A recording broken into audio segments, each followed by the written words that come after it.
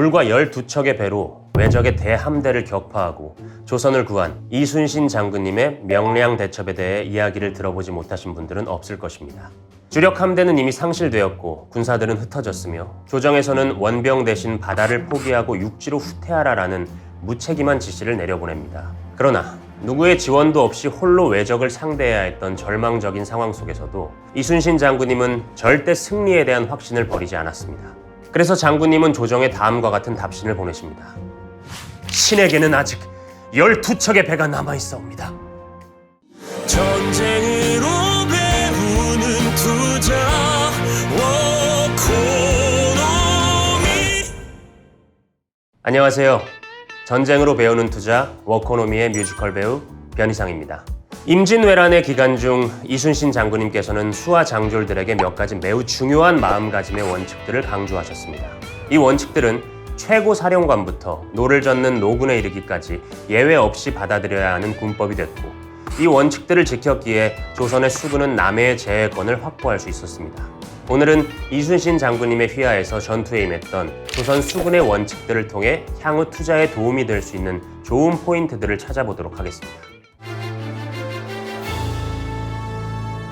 살아남으려 하는 자는 죽을 것이고 죽으려 하는 자는 살아남을 것이다.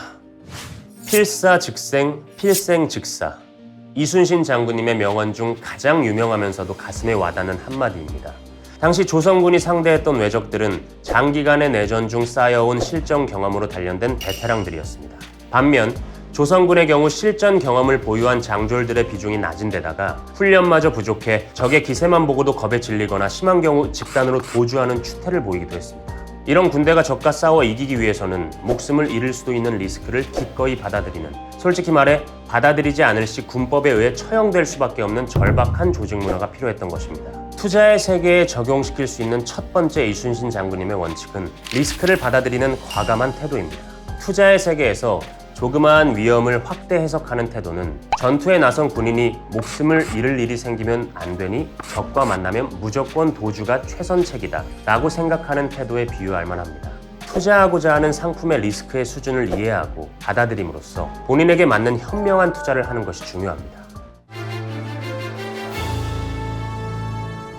가벼이 움직이지 말고 태산같이 행동하라.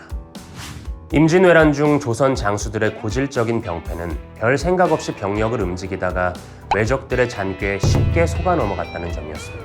특히 적과의 싸움은 뒷전이고 작은 전공을 쫓아다니는 장수들이 있어 전반적인 전쟁의 성과에 심각한 악영향을 미치곤 했습니다. 이러한 상황을 잘 알고 있었기에 이순신 장군님은 항상 경거망동을 삼가고 외적의 섬멸이라는 본래의 목적에 집중할 것을 강조하셨던 겁니다. 많은 개인 투자자들은 주식을 매수하고 주가가 상승하자마자 금방 차익을 실현하려는 욕구를 느끼곤 합니다.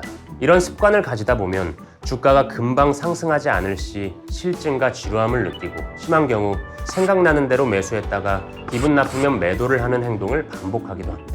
그러다가 자신이 매도했던 주식이 나중에 상승하게 되면 후회를 하게 되고, 폭등하는 주식을 쫓아 매수했다가 큰 낭패를 보기도 합니다. 감정과 기분, 그리고 단기적인 수익에 대한 욕심에 휩쓸리는 투자의 습관은 장기적으로 좋은 결과를 가져오기 어렵다는 점을 반드시 기억해야 합니다.